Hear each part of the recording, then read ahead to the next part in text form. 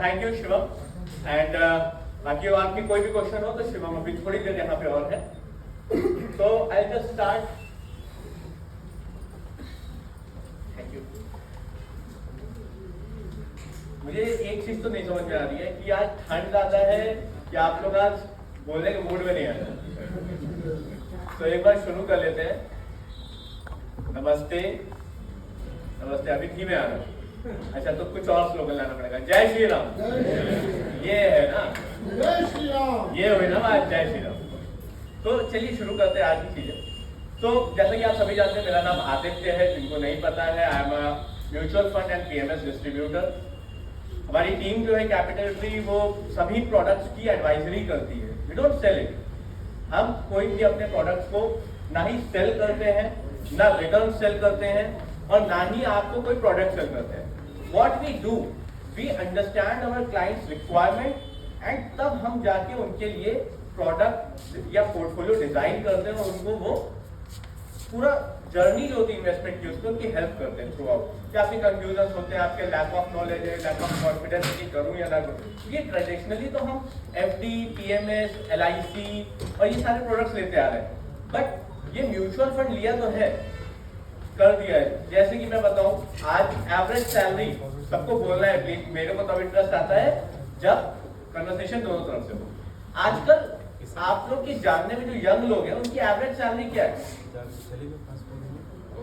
हाँ मैम थोड़ा तेज बोलिए।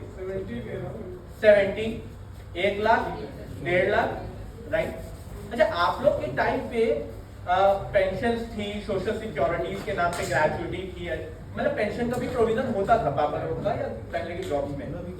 आज है क्या? नहीं। तो द पॉइंट इज, आज जो बंदा जॉब कर रहा है, क्या उसको पैसे ज्यादा जोड़ने चाहिए? अच्छा आप लोग एक और बात कहते हो, मैंने सुनी है, फीमेल्स खासकर कहती है या मेल्स भी कहते हैं, बेटा जितना काम मैंने कर लिया तुम्हारी जनरेशन, गलत तो नहीं बोल रहा हूं, कहते हैं आप लोग, राइट। तो जितने टाइम आपने काम कर लिया, उतने टाइम काम करने में आजकल बड़ी दिक्कतें आती हैं। प्रेशर है कंपनियों में, डिप्रेशन है, राइट। हमारी कंट्री जैसे जैसे वेस्टर्न कल्चर ऑप्ट कर रही है, देयर आर मेनी प्रॉब्लम्स। मतलब I can not say it on the public forum, but ठीक है, आपको पता है मेनी प्रॉब्लम। तो आपके पास पैसे जोड़ने, जो यंग लोग हैं उनके पास पैसे जोड़ने के लिए काफी कम समय है। स्टार्टिंग फ्रॉम, अगर वो 30 पे चालू कर रहा है, 28 पे चालू कर रहा है, 25 पे चालू कर रहा है, मैं समझता हूँ आजकल हर कोई ये चाह रहा है ना 45-50 के बाद की, मैं सोच भी नहीं पा रहा हूँ प्रैक्टिकली जो अपना इन्वेस्टमेंट प्लानिंग करना चाह रहा है, राइट। तो ऐसे में सबसे बड़ा चैलेंज मालूम है मेरी नजर में क्या है? अभी सर ने कहा कि अगले 3 साल के लिए इन्वेस्ट करूं, कहां करूं ये बता दो। मुझे लगता है it's not a valid question, sorry. किसी ने कहा कि मैं अगले साल के लिए बेस्ट फंड सोचने आया था। अगेन आई एम सेइंग वो वैलिड क्वेश्चन नहीं है। मेरे हिसाब से वैलिड क्वेश्चन ये है, I have asset but I am not utilizing them properly. Assets mean I am talking about not only mutual fund. मेरे पास जमीन है, मेरे पास गोल्ड है, मेरे पास स्टॉक्स है, मेरे पास म्यूचुअल फंड है, बट क्या मैं उसको सही से यूज कर रहा हूं या नहीं? फिर से एक स्टेटमेंट जो आप सभी बोलते होंगे अपने बच्चों से, आप सुनते होंगे कि इसका दिमाग पढ़ाई में बहुत तेज है बट ये पढ़ता नहीं है, राइट। उसी तरीके से मेरे आजकल का जो ऑब्जर्वेशन है आजकल की दुनिया को देख के, कि the only thing you need is cash flow. अगर आपकी कैश फ्लो अच्छा है, यानी आपकी महीने की आय अच्छी, क्योंकि महीने के खर्चे ही तो परेशान करते हैं, अगर वो अच्छे हो तो इन्वेस्टमेंट भी बढ़िया चलेगा, खर्चे भी बढ़िया चलेंगे। अगर आपके कैश फ्लोज अच्छे हैं तो आपको किसी और टेंशन की जरूरत नहीं। तो आपको काम कहां करना है? अपने कैश फ्लो पे, कि कैसे मैं अपनी संपत्ति, अपने एसेट्स को यूज करके अपने लिए इनकम जनरेट करूं, ठीक। फॉर एग्जाम्पल मैं शुरू करता हूं। अभी तक जो थोड़ा सा ट्रेडिशनल इन्वेस्टमेंट चलता था, किसी के रिटायरमेंट पे 50 लाख रुपया मिलता था ना, मालूम है क्या है? आज भी है। He calls me या I call him, हर कि भाई आपके पास पैसे हाँ है, अच्छा क्या करते हैं भाई 20 लाख रुपए म्यूचुअल फंड में डालने का मन है, मैंने कहा मन से म्यूचुअल फंड में कब से पैसे डालने लगे, ठीक है फिर भी मन, बाकी कहाँ डालेंगे 10 लाख रुपए कहाँ डालेंगे एफडी में, यही करते हैं कि कुछ गलत अलग करते हैं ना ऐसा, 10 लाख रुपए हम कहाँ डाल देंगे, एलआईसी की कोई स्कीम ले लेंगे या वाया वंदना योजना या पोस्ट ऑफिस की स्कीम या senior citizen scheme, right, passive income के लिए, या पोस्ट ऑफिस की वो फेमस स्कीम है एमआईएस स्कीम, वो ले लेते हैं एंड 10 लाख रुपए हमारा बैंक में पड़ा है या for the sake of emergency, right, ma'am छोड़ दीजिए इसको, छोड़ दीजिए, हमें पूरा अटेंशन यहां रखना है क्योंकि ये बहुत important, right, but reality check क्या है कि अगर मैंने इस तरीके से एफडी और इन सब चीजों में पैसा डाला तो 60% मेरा पैसा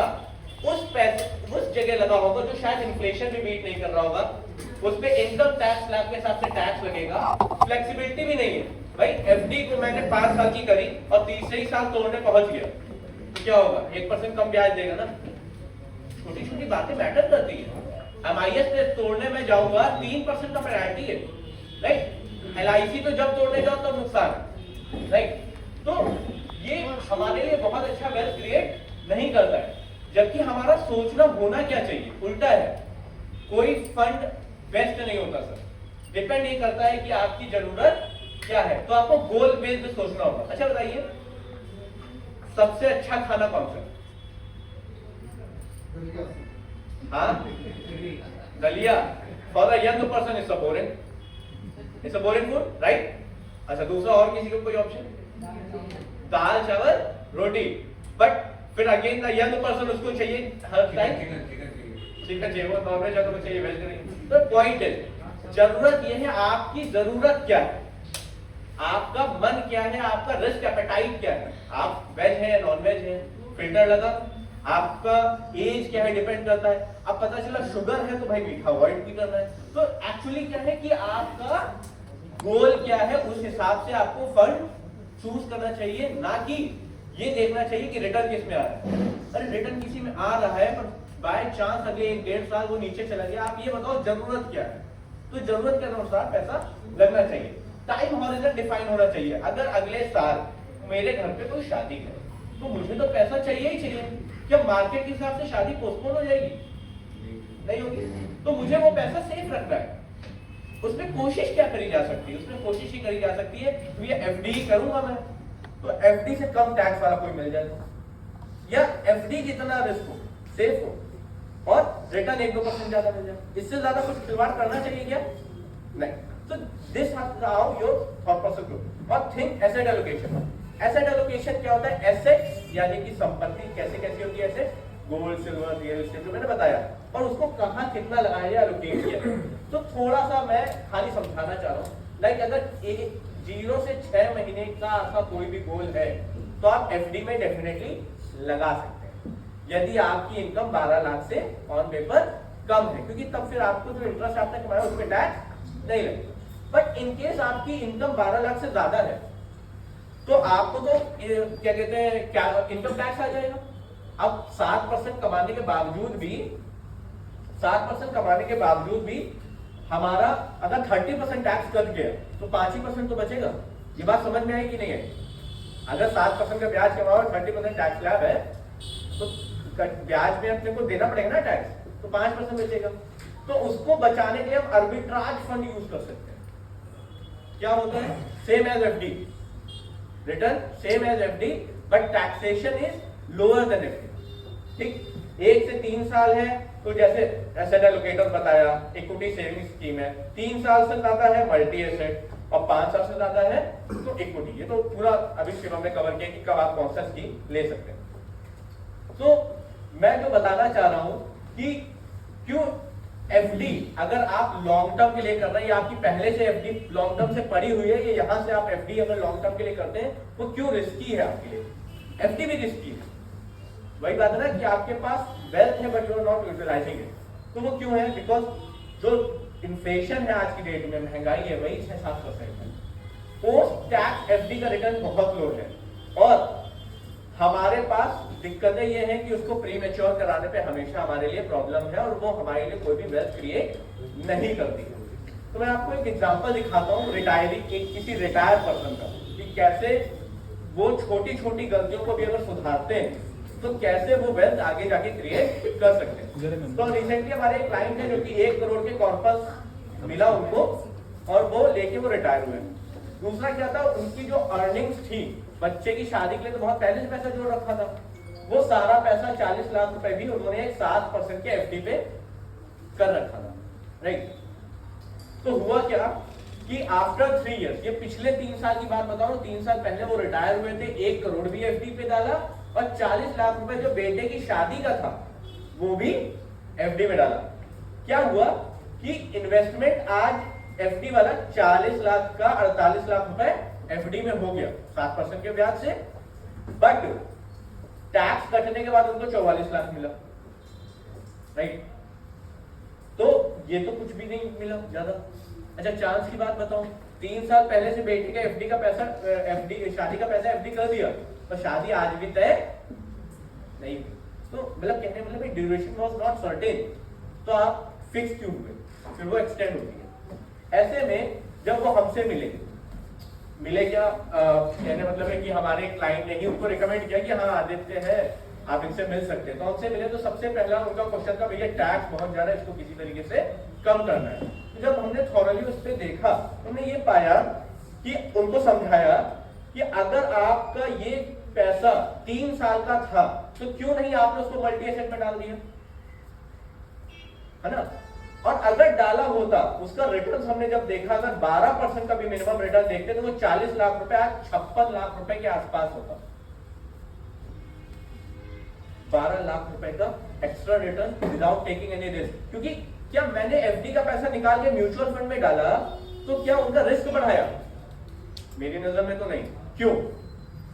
ये देख रहे हैं आप लोग, इक्विटी, डेट, गोल्ड, ईटीएफ, ठीक है। इसमें रिस्की एसेट कौन सा है बोलिए? डेट यानी गवर्नमेंट बॉन्ड होता है, इक्विटी होता है ना, ये तो पता ही है। तो मैंने आपका खाली एक एसेट क्लास डेट को निकाल के मल्टीपल एसेट्स पे कर दिया, तो ये रिस्क बढ़ाना नहीं हुआ, ये एक्चुअली डाइवर्सिफाई करना हो गया।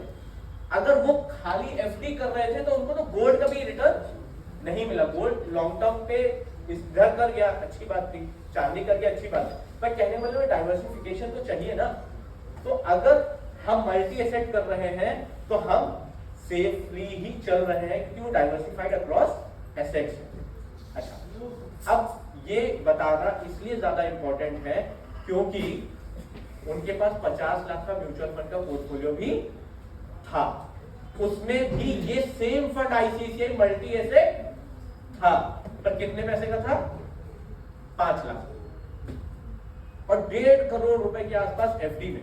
मैं बताना क्या चाह रहा हूं कि आप अपने फुल पोटेंशियल से अपने पैसे को यूटिलाइज नहीं कर पा रहे हो just for the sake of safety, volatility, ये वो prior experience. If you are taking lesson from your prior lesson, why are you only taking lessons from bad experiences?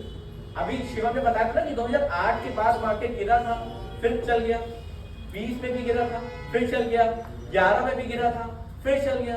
तो आपने वो लेसन क्यों नहीं लिया कि मार्केट तो गिरती है पर उठ भी जाती है। सोना 7-7 साल तक रिटर्न नहीं देता है पर फिर भी लॉन्ग टर्म में दे देता है। रियल एस्टेट बहुत पैसा बढ़ाती है बट लिक्विडिटी क्राइसिस भी क्रिएट कर देती है, कैश फ्लोज भी कर देती है। सबसे ज्यादा फ्रॉड भी रियल एस्टेट में बहुत इजी है, सबसे ज्यादा फ्रॉड भी रियल एस्टेट में और इंश्योरेंस में। तो हम खाली बुरे लेसन्स क्यों ले रहे हैं पास्ट से, हम गुड एक्सपीरियंसेस क्यों नहीं ले रहे? तो ना माय प्रेजेंटेशन वाज कि हम अगर अपने पैसे को सही से यूटिलाइज नहीं कर रहे हैं, अपनी नॉन परफॉर्मिंग एसेट्स को परफॉर्मिंग एसेट्स की तरफ मूव नहीं कर रहे हैं, तो हम बहुत कुछ मिस कर रहे हैं। दूसरा, मैं आज खाली ना अपने कुछ क्लाइंट्स के स्टोरीज सुना रहा हूं आपको, कुछ एग्जांपल्स ऐसे दे रहा हूं जो मैं आपको हकीकत में अपने सॉफ्टवेयर पे दिखा सकता हूं, राइट। रिसेंटली हमारे client retirement corpus again retired. देखिए है क्या लेसन आपको लेना है, किस एज पे लेना है वो आपको समझना है। वो रिटायर हो रहे थे, 1,40,00,000 रुपए मिला, प्रॉपर्टी बेची 1 करोड़ और मिला, टोटल 2.5 करोड़ मिला। उनके ऊपर होम लोन था, ठीक है, कितने का? 80 लाख का। अब बताइए, रिटायर हो रहे थे, रिटायरमेंट के बाद टेंशन हो जाती है। अभी रिसेंटली कौन रिटायर हुआ है? कोई हुआ है क्या? नहीं हुआ आप? अच्छा, अगर आपके ऊपर लोन लायबिलिटी होती, आप खत्म करना चाह रहे होते तुरंत कि भाई लोन तो खत्म ही करते हैं, शायद सबका सोचना ये होगा। बट कैपिटल ट्रिक अगर आपके साथ है तो शायद आपको आपकी पावर दिखा सकते हैं। जैसे बैंक लेवरेज करते हैं हर चीज ना, बिजनेसमैन का क्या रहता है, चीजें लेवरेज करना। हमने जब इनका इनिशियल प्लानिंग था इनके कपल का, तो इन्होंने कहा हम लोन तुरंत बंद कर देंगे, पैसा एफडी में रखेंगे और सेफ रहेंगे। और इनका जो अप्रोच था, हमने कहा कि सर इसमें थोड़ा सा चेंज करते हैं। हम ये समझते हैं आपके गोल्स क्या है, तो समझ में आया 2 बेटे हैं, दोनों की शादियां कर ली, तो हमने एक की शादी 2 से 3 साल में ये भी देख ली, दूसरे की शादी 7 से 8 साल में हमने ये भी देख लिया। हमने कहा अच्छा आपके परिवार में शादियों में खर्च कितना होता है? मेरे 50 लाख रुपए होता है।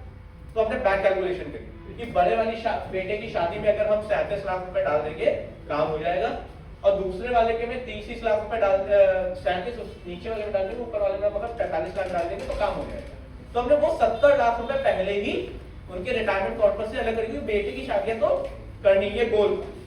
फिर बचा हुआ पैसा जो आया उसमें से हमने क्या किया कि 12 महीने के एक्सपेंसेस और जो ईएमआई आती है हाउसिंग ईएमआई, उसका 12 महीने का बैकअप हमने एफडी में डाल दिया। टेंशन फ्री है कि भैया मार्केट गिरी तो 1 साल में हो जाएगी ना, यही तो हमने पढ़ा भी। उसके बाद क्या हुआ कि हमने ज्यादातर ये 70 लाख रुपए शादियों में डाल दिया और बचे हुए कॉर्पस में से 1 करोड़ 21 लाख रुपए म्यूचुअल फंड में डाल दिया और 90,000 रुपए की एसडब्ल्यूपी दे रहे उनको, जिससे उनकी हाउसिंग लोन की ईएमआई जा रही है। मेरे को जवाब दीजिएगा ना, ये करा मैंने, ठीक है। अब उनको समझ में ये आया कि उनके पास दोनों तरीके थे, दोनों में पैसे बनते कि जो पैसा था उसमें से लोन दे दो, बचे हुए को इन्वेस्ट कर दो और देखो 10 साल बाद कितना पैसा बनेगा, क्योंकि 10 साल का लोन बाकी है। दूसरा था पूरा पैसा एसडब्ल्यूपी में डाल दो, इनकम लो और ईएमआई लो और वो पैसा भी ग्रो होता रहेगा। दोनों का एक्सेल शीट निकाला मैंने, कैलकुलेशन किया नॉर्मल सा। मालूम क्या आया कि अगर वो पैसा बचा हुआ वो ग्रो करने के लिए छोड़ देते हैं तो करीबन 1.5 करोड़ रुपए उनके पास होगा, और अगर 1.5 करोड़ रुपए होगा और घर होगा, ठीक है। और अगर ये एसडब्ल्यूपी वाला फॉलो कर रहे हैं कि लोन नहीं खत्म कर रहे हैं, क्योंकि लोन उनको 8% पे मिला हुआ है और म्यूचुअल फंड में एवरेज रिटर्न कितना मिल जाएगा सर? 11-12। तो लेवरेज कर रहे हैं ना, 5% का आपके पास अल्फा है, ज्यादा कमा सकते हैं। उसकी वजह से उनका पास 10 साल बाद घर तो वैसे भी होगा क्योंकि ईएमआई चली जाएगी, और जो पैसा है 4.5 करोड़ होगा। क्या क्या चेंज है, क्या चेंज है? एक नॉर्मल व्यक्ति आज जब 60 साल की उम्र पे पहुंचता है वो अपना घर बना लेता है, अच्छी सी गाड़ी ले लेता है, बच्चों को पढ़ा लेता है, और कुछ 50 लाख 1 करोड़ 1.5 करोड़ 2 करोड़ डिपेंडिंग उसके पास लिक्विड एसेट होती है। तो उन्होंने अपने जीवन में 3-4 करोड़ 5 करोड़ का नेट एसेट वैल्यू क्रिएट किया अपना, राइट। बट आने वाली जनरेशन को और ज्यादा करना है। क्या आप नहीं चाहते आपके ब्लड लाइन में 20 करोड़ 50 करोड़ वाली आए फिल्म? चाहते हैं ना, चाहते हैं। कैसे हो सकता है? By utilizing your proper asset. तो आज इनके पास ये है कि इनके सारे गोल्स, घर भी अपना है, घर अपना रहेगा भी, ईएमआई की भी प्लानिंग हो गई, बच्चों की शादी भी हो गई। अच्छा, एक खाली आप लोगों से क्वेश्चन आपकी अंडरस्टैंडिंग समझने के लिए, इन केस मेरी प्लानिंग अगर सही चलती है तो क्या होगा? घर भी होगा और 4 करोड़ रुपए भी होंगे। पर अगर बीच में अगर उनको कोई कंफ्यूजन आती है तो उनके पास क्या ऑप्शन है? म्यूचुअल फंड में कोई लॉक इन होता है क्या? नहीं होता है। तो I have given him that option. भैया म्यूचुअल फंड में कोई लॉक इन नहीं होता है। अगर आपको कभी बीच में कोई दिक्कत आती है तो आप पूरा पैसा निकाल के एनी पॉइंट ऑफ टाइम डाल सकते हो, उसमें कोई दिक्कत नहीं है। तो आप समझ रहे हैं, मैं आपको कहीं ये नहीं कह रहा बहुत बड़ा चेंजेस करो, बट आप म्यूचुअल फंड में कर रहे हो, क्यों नहीं फुल पोटेंशियल से कर रहे हो? आप समझो तो ये प्रॉपर एसेट एलोकेशन बहुत जरूरी है। आप just for the sake of safety आप 30 लाख 40 लाख रुपए अगर बैंक में रख रहे हो तो आप कुछ कमाई नहीं कर रहे हो उस पैसे पे, ठीक है। अगर आपका कोई ऐसा एसेट है जिस रियल एस्टेट है जो आपको कुछ भी अर्निंग नहीं दे रहा और आपको या आपके बेटे को या आपके परिवार में और इनकम की आवश्यकता है तो आप ला सकते हो ना। वो इमोशनल टच छोड़िए, वो जमाना गया कि बहुत सारे आजकल तो रियल एस्टेट सरदर्दी होता है, कब कहां पे एलडीए आ जाए, कब कहां पे रेरा, कब दिक्कत आ जाए, किसी को नहीं पता है, राइट। तो कैसे ये एसेट एलोकेशन काम करता है वो आपको शिवम ने बता ही दिया है।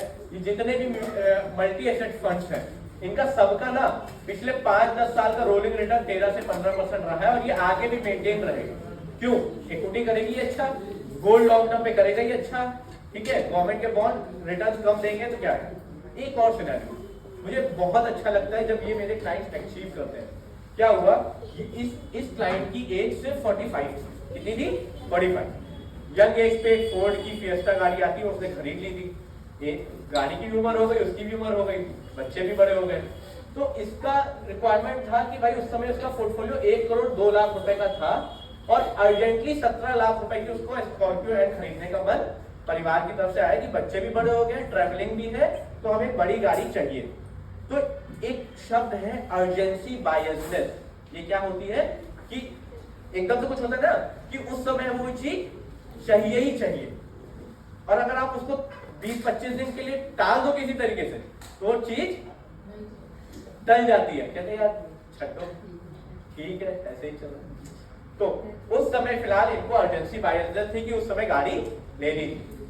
अब पैसा मेरा नहीं था और मेरा तो मन है कि मेरे सारे क्लाइंट अपने लाइफस्टाइल बढ़िया से एंजॉय करें, बट प्लानिंग होनी चाहिए, प्लानिंग होनी चाहिए। तो इन्होंने कहा 17 लाख रुपए का विड्रॉल कर दो आदित्य, मुझे गाड़ी लेनी है। मैंने कहा अच्छा सर जरा कनेक्ट करते हैं। कनेक्ट किया, समझा कि हमने कहा आपका बैंक आपको लोन अगर देगा, लोन हो जाएगा? कह रहा बिल्कुल हो जाएगा। कितना ब्याज पे देगा? हमने वो भी जोड़ लिया। कितनी ईएमआई है हमने वो भी जोड़ ली। हमने कहा सर ऐसा करते हैं 3 लाख रुपए मैं आपका पोर्टफोलियो से निकलवा देता हूँ, 2 लाख रुपए आप कह रहे हो आपके पास है ना, क्योंकि 19 लाख की गाड़ी ले रहे थे, 17 लाख रुपए हमसे निकलवा रहे थे। अब मेरा 5 लाख रुपए का डाउन पेमेंट दे दो, बाकी बचा हुआ कार लोन करा दो, ईएमआई आ गई 20,000 रुपए, ठीक है। तो इनका 1 करोड़ के पोर्टफोलियो में से मैंने 30 लाख रुपए को एलोकेट करिए कि भैया इससे एसडब्ल्यूपी ले लीजिए। पूरे से तो निकाली नहीं थी, पूरे से निकालते ज्यादा निकल आती। तो हमने 30-40 लाख रुपए पे एक छोटा सा ओटीपी लेके ऑर्डर डाल दिया और इनको एसडब्ल्यूपी आने लगी और ईएमआई जा रही है, घर में कार भी आ गई और पोर्टफोलियो भी बच गया। क्योंकि पैसा जोड़ना आसान बात है, मुश्किल पैसा जोड़ना मेरे हिसाब से सबसे ज्यादा मुश्किल बात है। एक बार जो पैसा बन जाता है वो अगर निकल गया तो फिर वो पैसा वहां पहुंचाना मुश्किल हो जाता है। तो मैंने कहा कि सर ऐसा है, कर लेते हैं ऐसा। आपको बताऊं क्या हुआ, 1 करोड़ 2 लाख रुपए, आज उसके पास गाड़ी भी है और 1 करोड़ 8 लाख रुपए, 6 लाख रुपए प्रॉफिट। क्यों? अगेन छोटी सी मैथ से समझिए, अगर उसने पैसा निकाल लिया होता तो उसके पास कितने पैसे बच जाते? 85 लाख। अगर 5% की ग्रोथ आती तो किस पे आती? हाँ, पर हमने उसको पैसा नहीं निकलने दिया। अब 1 करोड़ 2 लाख पे 5% आता। बात समझ रहे? बहुत छोटी बात है, बस समझने की बात है। अगर दिक्कत आएगी तो क्या करेगा? पैसा निकालेगा और लोन खत्म कर देगा, ठीक। तो और हुआ क्या? अच्छा, नया जैसे कोई यंग पर्सन जवाब देगा एकदम खुल के, बिना डरे। जैसे भैया आपकी सैलरी है, आपके बेसिक खर्चे हैं और आपकी कुछ ईएमआई चल रही है, एकदम से कोई बड़ी ईएमआई लेते हुए डर लगता है आपको? लगता है ना यार इतने तो खर्चे चल ही रहे हैं, अभी एकदम से मैं एसआईपी के पैसे तुम्हें कहां से दूं? चलिए वो छोड़िए, एकदम से ये बड़ी कार कैसे प्लान करें? होता है। हुआ क्या, जब हमने उसको देना चालू किया और बाद में क्लाइंट को ये रियलाइज हुआ यार मेरे पास भी बजट है, अगर मैं थोड़ा सा पुश करूंगा तो मैं ये ईएमआई खुद भी निकाल सकता हूं। तो हुआ क्या, उसने एसडब्ल्यूपी बंद कर दी एंड ही रियलाइज कि भाई वो अर्जेंसी बायसनेस ही था कि मैं खुद भी ले सकता था पर मैंने तुम्हें परेशान किया। और जब हाथ में पैसे होते हैं ना तो क्या कहते हैं, थोड़ा तो होता है कि भाई खर्च करो, राइट। दूसरा है, एक बहुत बड़ा चेंज है जो आजकल के टाइम पे आ रहा है, वो है रियल एस्टेट से पैसा भी कहीं ना कहीं ऐसे एसेट क्लास यानी म्यूचुअल फंड्स में मूव हो रहा है जो परफॉर्मिंग है। लाइक अगर मैं हूं और मेरे फादर के पास कोई प्रॉपर्टी है, लेट्स से 2000 स्क्वायर फीट का एक प्लॉट है, अब मुझे दिख रहा है कि हमारे फैमिली के खर्चे ज्यादा है या मुझे भी और इनकम की आवश्यकता है, या आई am not feeling good in my job, मैं चाहता हूं कि भैया कुछ अल्टरनेटिव ढूंढे, कुछ पैसे इनकम है, तो कोई रास्ता नहीं मिल रहा है। अब वो एसेट मेरे ही लिए तो उन्होंने बचाई है, उनका कहना यही है कि मेरे बाद सब तुम्हारा ही। तो फादर की एज है 60, मेरी एज है 30, पर बेटा जब तक मैं हूं तब तक तो ये नहीं बिकेगा, मेरे बाद जो हो कर लेना। घर घर की यही कहानी। हाँ, हुआ क्या, मैंने कहा कि ये बताओ, जब आपको कुछ हो ना, ये मेरी दिलीप ख्वाहिश है, पर मेरे अगले 30 साल जो है वो ऐसे ही बीतेंगे। क्या चाहते क्या हो? हमने कहा कि ऐसा करते हैं, उसके 60 लाख रुपए मिल रहे हैं, बता देते हैं, 2 काम हो जाएगा। इनकम आप ले लेना, पर आधी इनकम आपकी आधी मेरी, दोनों के काम हो गए। उनको उस प्लॉट से 0 ही आय थी, आज उनको आय ज्यादा आने लगी।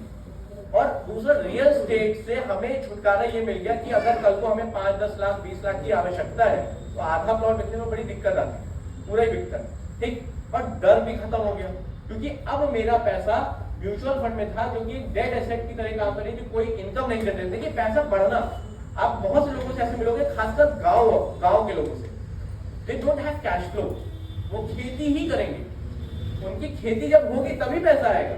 पर अगर 50 बीघे जमीन है, वो कभी जमीन नहीं बेचेगी। और मैं कहता हूं कि चलो नहीं बेचनी चाहिए, बट एटलीस्ट अपने परिवार के हिसाब से इन्फॉर्म्ड डिसीजन तो लेना चाहिए कि आपको आज की जरूरत पे जरूर फोकस करना चाहिए।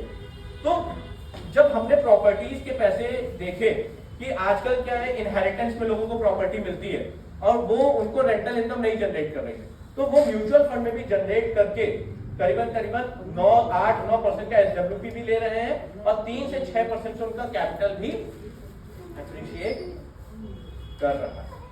सो ओवरऑल मेरा सिर्फ आज का एजेंडा फंड समझाना तो था ही, ये था कि यू ऑल आर इन्वेस्टिंग।